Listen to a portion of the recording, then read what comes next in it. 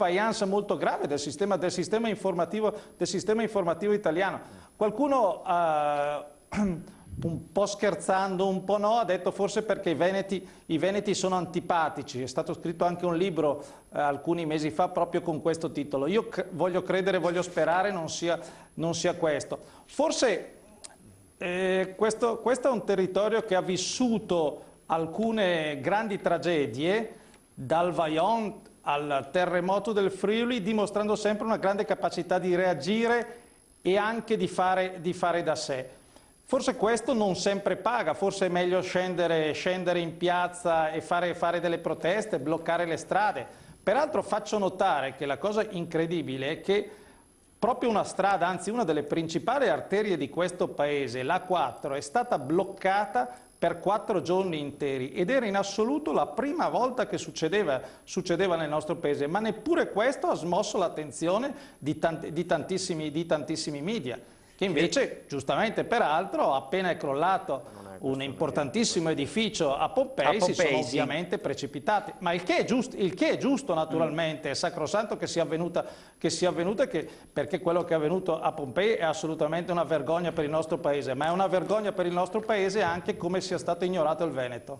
Ecco, ovviamente i giornali non solo sono corsi ai ripari, per così dire. Oggi per esempio c'è una testimonianza, quella che emerge dalle voci degli imprenditori veneti sul Sole 24 Ore, una delle tante, ed è straordinariamente toccante, no? Scoprire di come per esempio questi imprenditori hanno dovuto mandare mail a committenti tedeschi piuttosto che di altri paesi europei con cui ci sono intensi scambi commerciali, per spiegare loro che dei giorni di pioggia anche molto intensa avevano mandato in tilt praticamente il cuore pulsante produttivo della regione, e ci sono attraverso i racconti di queste testimonianze si scopre anche che moltissimi di questi imprenditori appunto hanno dovuto fare da soli, insomma procurarsi le idrovore per risucchiare l'acqua che aveva allagato piccole aziende, stabilimenti, si sono rimboccati le maniche, emerge soprattutto la solitudine, sono stati lasciati soli, sono arrivate magari telefonate dalle Confindustrie locali, però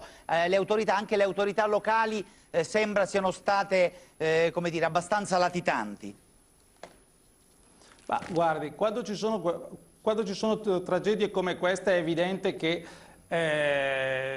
i meccanismi possono non funzionare. Anche noi oggi raccontiamo l'esperienza di un sindaco di un paese del Padovano di 5.500 abitanti con un 10% di sfollati, che ha raccontato come non era neppure stata avvertita del fatto che il suo paese era un paese a rischio idrogeologico, che quindi di fronte a delle piogge come quelle attese poteva correre dei seri rischi.